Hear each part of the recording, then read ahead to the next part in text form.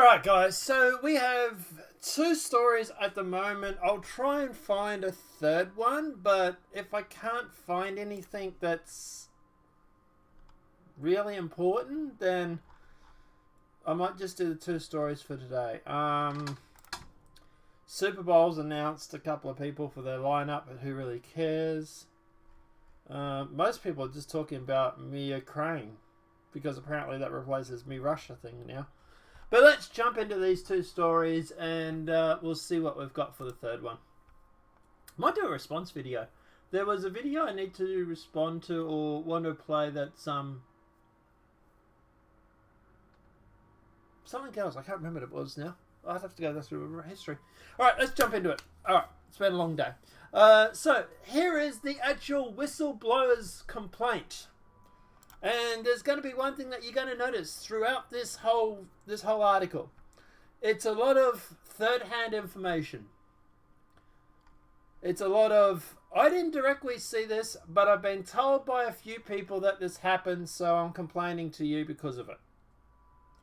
Which is really, really interesting, because if that was the case, then why didn't the whistleblowers, the people that actually saw it, why didn't they go and blow the whistle?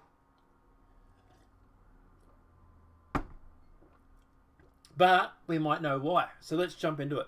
We've got a whole bunch of articles on this, so let's talk about Mia Crane. So, dear Chairman Barr and Chairman Schiff, I'm reporting an urgent concern in accordance with the procedure outlined in 50 USC 3033K5A. The letter is unclassified when separated from the attachment. In the course of my official duties, I have received information from multiple US government officials that the President of the United States is using the power of his office to solicit interference from a foreign country in the 2020 US election. The interference includes, among other things, pressuring a foreign country to investigate one of the President's main domestic political rivals. The President's personal lawyer, Mr. Rudy Giuliani, is a central figure in this effort. Attorney General Barr appears to be involved as well. Over the past 4 months, more than half a dozen US officials have informed me, so he hasn't seen it himself, of various facts relating to this effort. The information provided here was relayed to me in the course of the official interagency business. This is the routine for the U.S. officials with responsibility for a particular region or functioning portfolio to share some information with one another in order to inform policymaking analysis. I was not a direct witness to most of the events described. However, I find that my colleagues' account of these events to be credible because in most cases multiple officials recounted fact patterns that were consistent with one another. In addition, the variety of information consists with the private accounts that have been reported publicly. What they're basically saying there is, I have had multiple people tell me the same story, so therefore I find it credible. Now that sometimes is accurate. Although, if, for example, you are trying to set someone up, that's also very easy to do. For example, say I'm part of the DNC. I'm not, but say I am. And I want to go through and on the Democratic side or I support the DNC or whatever it may be. And I want to set up Trump. So what I'll do is I would go around and I would tell 3 or 4 people the exact same story. And those 3 or 4 people would tell another person and another person and another person, right? And the story would funnel throughout the office. And then eventually you would have one person hearing the same story, or variations, but mostly the same story, from multiple accounts. So yes, sometimes it can be accurate, but sometimes it can be a bunch of people spreading misinformation too. Now, I don't know if it's Trump that's deliberately doing this because he wants people to investigate the Ukraine situation with Biden, 4D chess, or if it's just someone who is working in the White House who was a Democrat strategist or a Democrat whistleblower or Democrat spy who was there to spy on Trump. We might actually have an answer on that in a few stories, in a few slideshows later. So obviously we'll talk about that as this video goes on. But at the moment, we don't know the witness name. According to this, there's no names, there's no witness or anything like that. We're just talking about just this fact here. So I'm deeply concerned that the actions described below constitutes a serious, flagrant problem, abuse, violations of law or executive order that does not include indifference of opinions concerning political matters, consisting with the definition of urgent concern in the 50 U.S.C. 3033K5G. I am therefore fulfilling my duty to report this information through the proper legal channels to the relevant authorities. I actually, believe it or not, do not have a problem with the whistleblower going through these legal channels. That's why they're there. I think the whistleblower has done the right thing. I think the whistleblower's been used and been manipulated, or is manipulating and using those channels. But at the end of the day, these channels are there for a reason, and he's done the right thing. Whether his intentions are good or bad, it's beside the point. I'm also concerned that these actions pose a risk to U.S. national security, undermine the U.S. government's effect, and deter the counter-foreign interference in the U.S. elections. Now, this thing is 9 pages long, right? So we're not going to go through it all. But the first one is the presidential phone call. Early morning of July 25th, the president spoke by telephone with the Ukraine president, his name there. I do not know which side initiated the call. It was first publicly acknowledged call between two leaders since a brief congratulatory call after the Ukraine president won the election in the 21st of April. Multiple White House officials with direct knowledge of the call informed me that after the initial exchange of pleasantries, the president used a remainder of the call to advance his personal interests. Namely, he sought to pressure the Ukraine leader to take actions to help the president's 2020 election bid. Now, that's not true. Okay? We've actually seen these transcripts, memo, whatever you want to call it, right? He did ask him to look into the corruption, and he also asked him to look into the DNC CrowdStrike, but it wasn't, Trump never mentioned it was because of my 2020 campaign or anything like that, right? That's an assumption. They're assuming that he's going after Biden because he wants to help his 2020 campaign. So it's a bit of an assumption there. According to the White House officials that had direct knowledge of the call, the president pressured the Ukraine president, initiated or continued an investigation into the activities of former Vice President Joseph Biden and his son Hunter Biden. I think he actually asked about Hunter Biden. I don't think he actually asked about Joseph Biden. So that part of the actual transcript is, that part of this complaint is wrong. Because he never actually asked to investigate Joe Biden, or Joseph Biden. He asked to investigate Hunter Biden and the Ukraine dealings. Assisted in purportedly uncovering the allegations of Russia interference in the 2016 US president election originated in Ukraine with a specific request that the Ukraine leader locate and turn over the server used by the DNC and examined by the cybersecurity firm CrowdStrike. I don't get why this is a problem. The only reason that you would be concerned about Trump locating the DNC server is if you're deep state, which I think this person is, and you don't want them to realize that the Ukraine server or that the DNC server was not actually hacked by Russia. CrowdStrike, which initially reported Russian hackers had penetrated the DNC network in 2016. So I don't even get why that's a problem, but anyway. Meeting and speaking with two people the president named explicitly as his personal envoys on this matter, Mr. Giuliani and Attorney General Barr, to whom the president referred multiple times and in tandem. So, that's the bulk of the claim.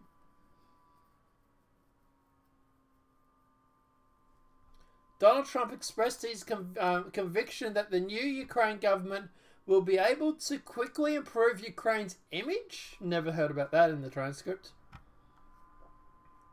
This is the problem with dealing with word of mouth, is that the story will change. Chinese whispers, right? That part there, never heard about that in the transcript, and I read the transcript yesterday.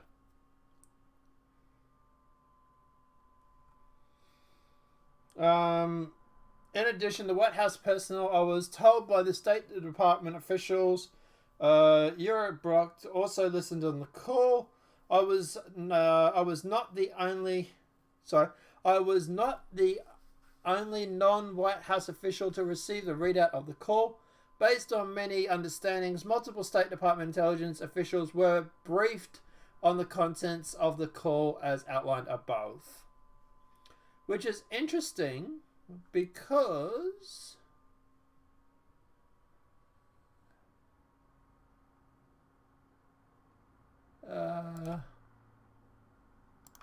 where is it?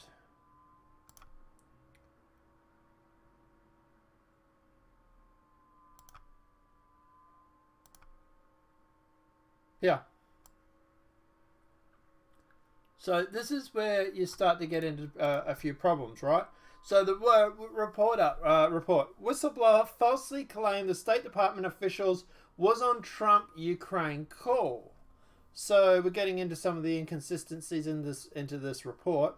The CIA officer falsely claimed in his so-called whistleblower complaint that the chancellor to the U.S. State Department was present during Donald Trump's telephone call with the Ukraine president, according to CBS News.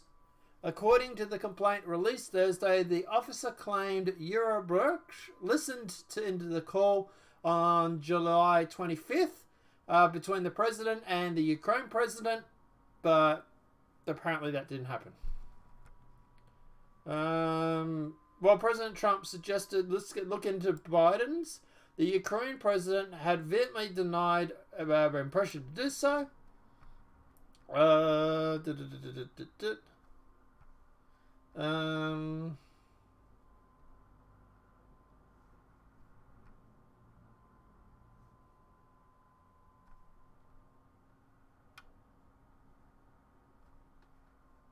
Yeah.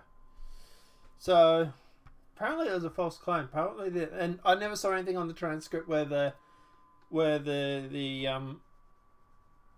State Department was putting input. So yeah. Unless they were just listening, but then apparently that didn't happen. So, it says up here at the title, whistleblower falsely claimed State Department. So, that's what they're talking about there. Apparently that never happened either. So, efforts to restrict access to records released related to the call. White House officials told me they were directed by the White House lawyer to remove the electronic transcript from the computer system, in which says transcripts are typically stored for coordination, finalization, and distributed to the cabinet level officials. So instead, the transcript was loaded onto a separate electronic system that is otherwise used to store and handle classified information of especially sensitive nature. One White House official described this act as an abuse of his electronic system because the call did not contain any remotely sensitive from national security perspective. So they're claiming that Trump's put this transcript onto this classified server, even though the document doesn't cover for classification. Look, did Trump probably do this? Who knows? Maybe, maybe not. Who knows? If he is playing 4D chess, he probably did it to get him to do this, to make the report. But once again, Trump's team really aren't worried about this. So I'm not really worried about it either, to be honest. I think this is a great big nothing burger, but we'll keep going through it. Ongoing concerns. On the 26th of July, a day after the U.S. Special Representative for Ukraine negotiations, Kurt Vosa, visited Kiev and met with the Ukraine president and a variety of Ukraine political figures. Ambassador Volok was accompanied in his meetings by the U.S. ambassador to the European Union, Gordon Stanlaw. Based on the multiple readouts from these meetings recounted to me, so still not heard himself, by various US officials, Ambassador Volok and Scholar reportedly provided advice to the Ukraine leadership about how to navigate the demands of the president he had made of Mr. Zelensky. I also learnt from multiple US officials that on or about the 2nd of August, Mr. Giuliani reportedly travelled to Chute to meet with one of the Ukraine president's advisors, Andriy Yermak. I'm getting that name wrong. The US officials characterized this meeting, in which was not reported publicly at the time, as direct follow-up to the president's call. Wow. The Giuliani went to Madrid to find out how they're going with their investigation, in other words. Woo, woo!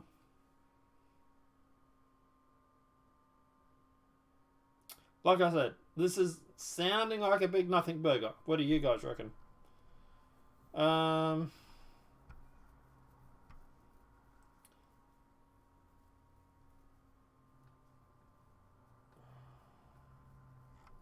Like,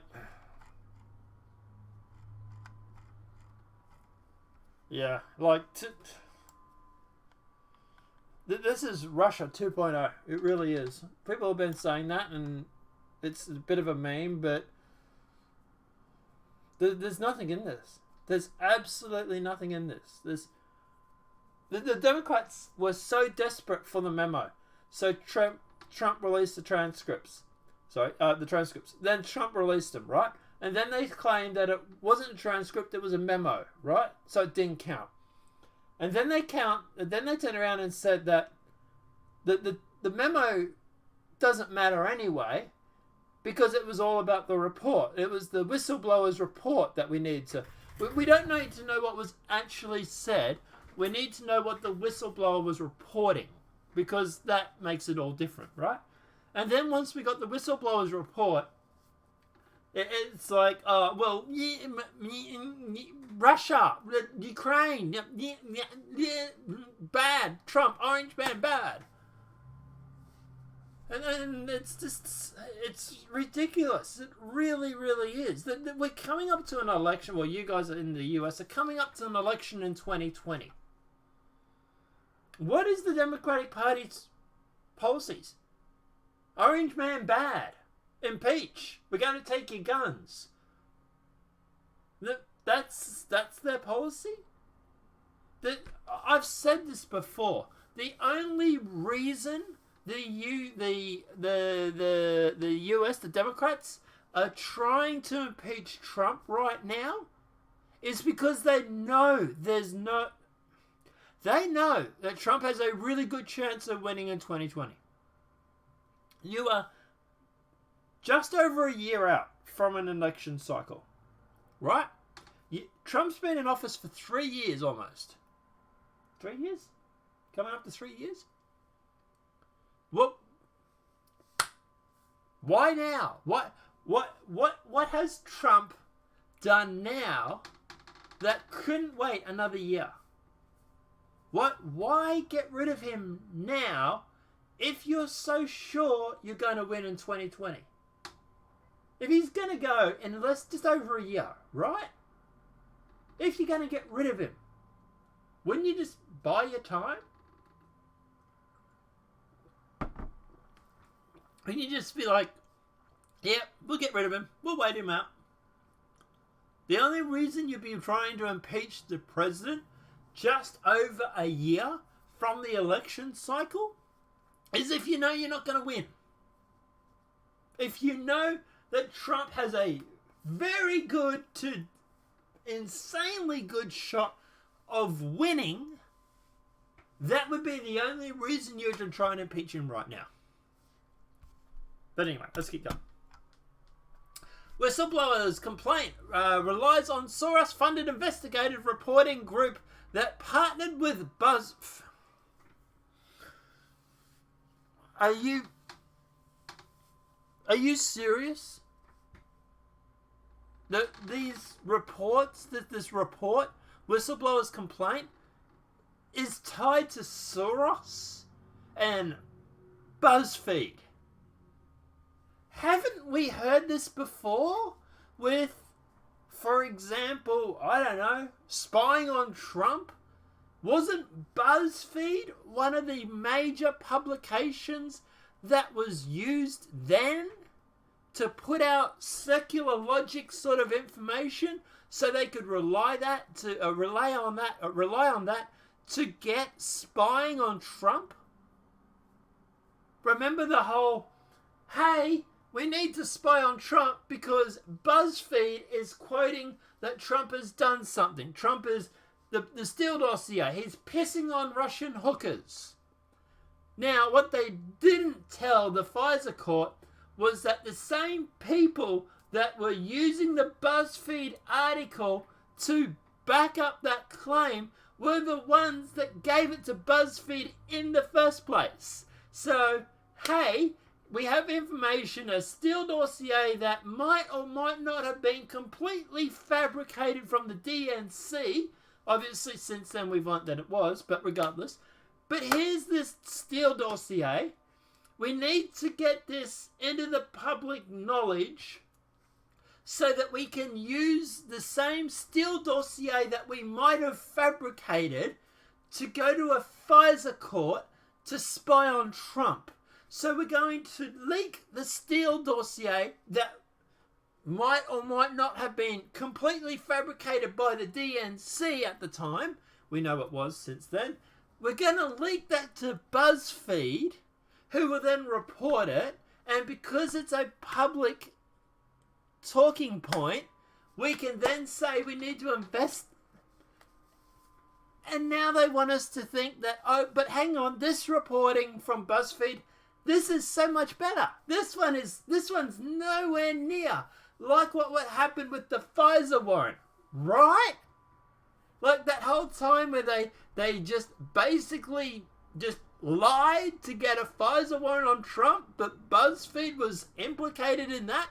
That's different than this time that BuzzFeed has been implicated in a whistleblower's report.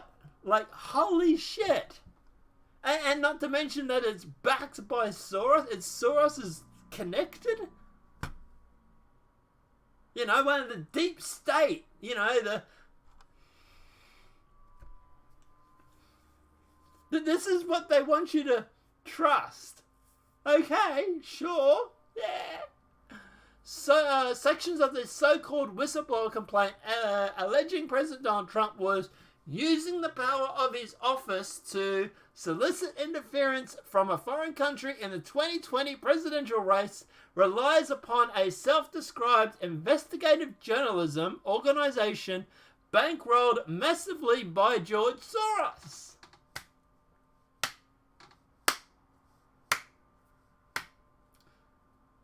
Who did not see this coming? The complainer admits, I was not direct witness to most of the events described. Yeah. Moving on. Ad calls out Biden for white privilege, demands a federal investigation into Biden's Ukraine dealings.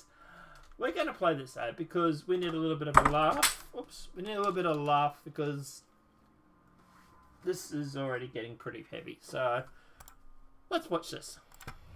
What does white privilege really look like? Weeks after Joe Biden visits China as vice president, his son secures a private billion-dollar deal with the Bank of China. After Biden is named America's top diplomat to Ukraine, his son joins Ukraine's largest private gas producer with no relevant experience and lands another $1 million deal. And before Ukraine's top prosecutor can investigate the shady dealings of Biden's son, he gets the prosecutor fired, then brags about it. I said, I'm telling you, you're not getting $1 billion. I said, you're not getting $1 billion. I'm going to be leaving here. And I think it was, 6 hours? I looked, I said, I'm leaving in 6 hours. If the prosecutor's not fired, you're not getting the money. Oh, son of a bitch. Got fired. Instead of another failed presidential witch hunt, House Democrats should investigate one of their own, Joe Biden. Great America PAC is responsible for the content of this message. So obviously that was put together by a pro-Trump PAC, super PAC, right? But that said, I can't see anything that's actually wrong with what they've said there. It is factual what they said. Obviously they have an agenda, but it is factual. Pretty decent ad too. Woof. Let's get going. Alright, let's jump back into the swamp. So Representative Schiff fabricates what Trump said in Ukraine telephone call transcripts. Because if he didn't say anything wrong, we can just make it up, right? California Democrat Representative Adam Schiff read a portion of the transcript of a telephone conversation between President Donald Trump and his Ukraine counterpart Thursday before the House Intelligence Committee. But the congressman largely fabricated what the president's words. Schiff claimed he was reading the essence of the president's word to committee witness acting Director of National Intelligence Joseph McGuire. So, you know, I'm not reading it verbatim. I'm using some creative differences here. So, this is essentially what the president communicates. Oh.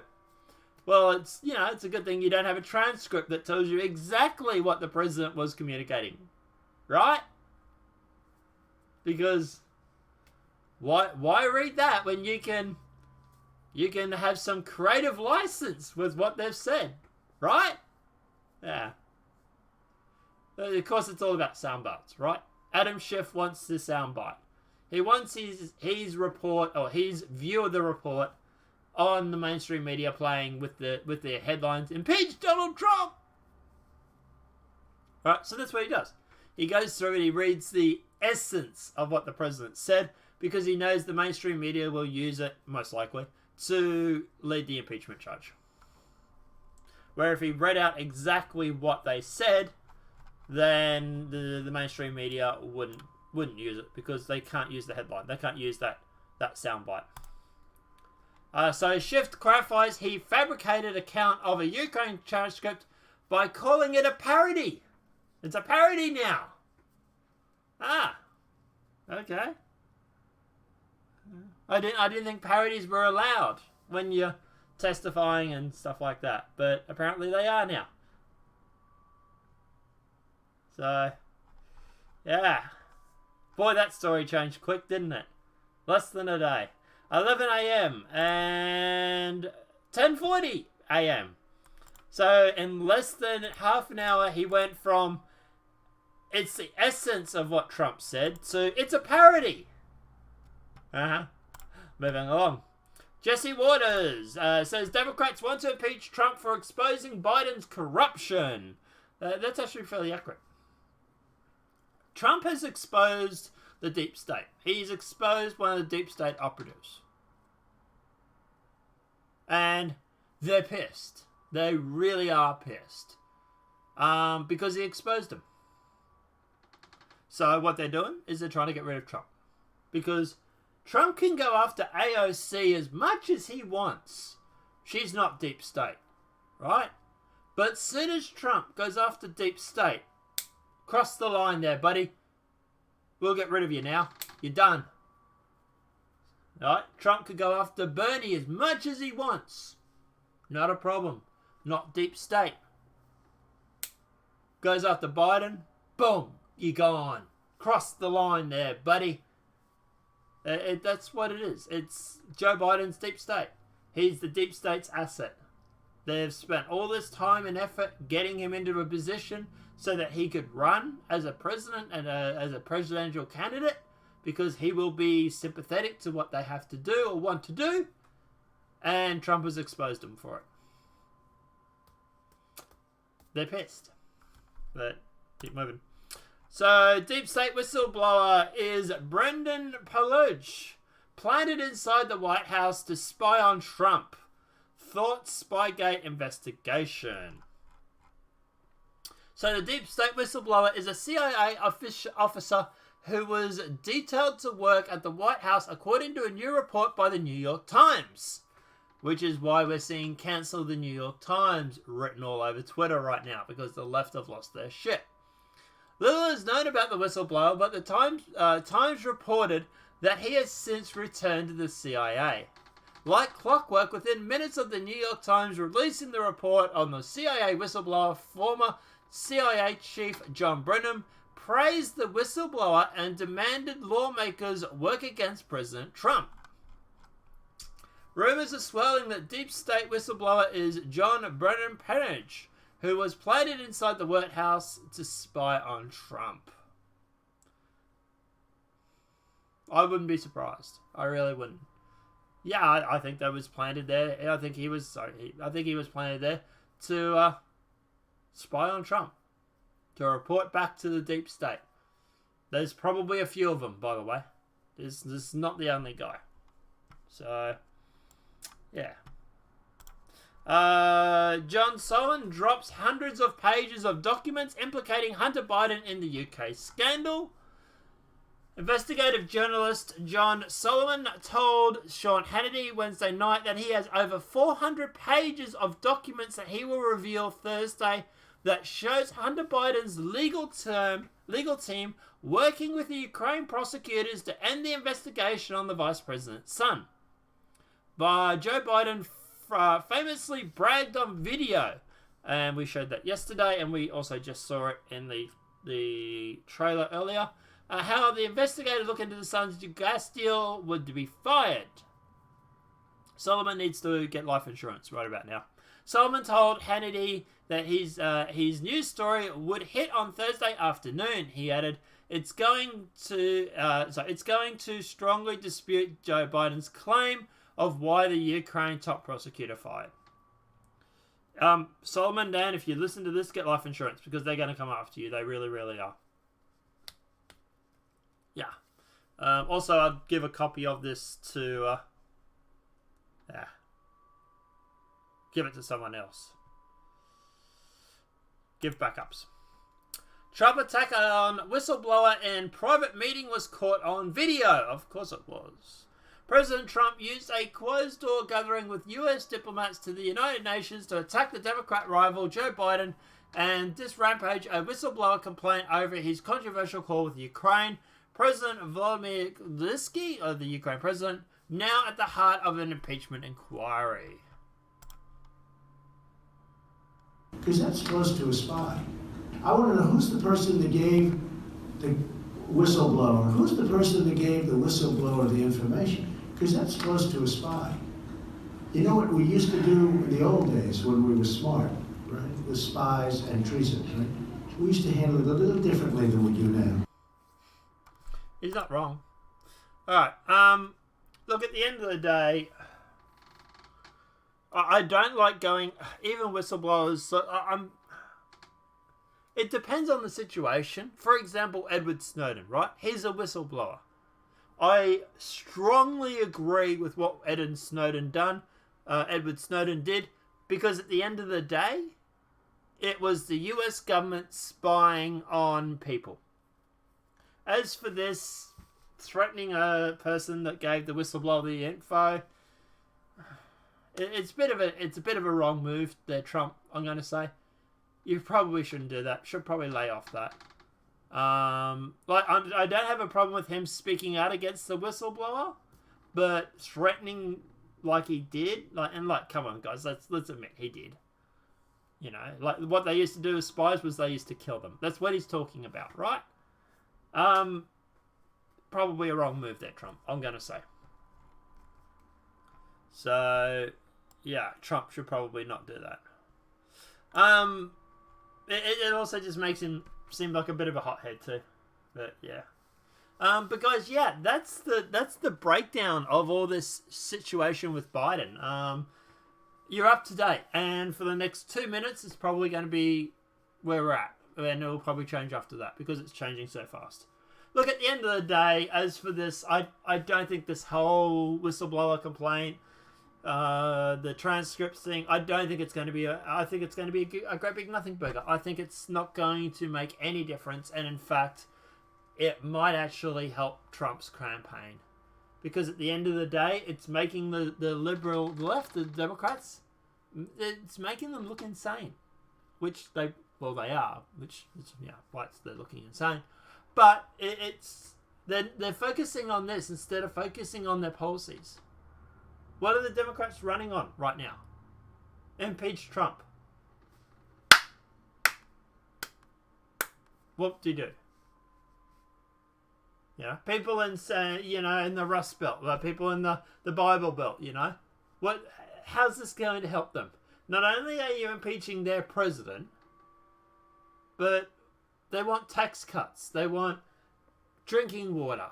They don't want this shit that you're putting out. They don't want you to come for their guns. They want. This is just going to help Trump. And to be honest, any Republican that was half-assed about turning up to vote on the day, sure as shit going to turn up now, because otherwise they might impeach your president. So all the Republicans, I'm expecting you to turn up for that voting day. I really am. But guys, let me know what your thoughts are in the comment section below. I think this is a great big nothing burger. I really, really do. And yeah, this is just, it really is a pathetic story. It really is. But let me know what your thoughts are in that comment section below. If this video has been helpful, please smack that like button. If you're new to the channel, welcome and subscribe. Apart from that, guys, we'll see you in the next demonetized video from YouTube. Have a great day and enjoy.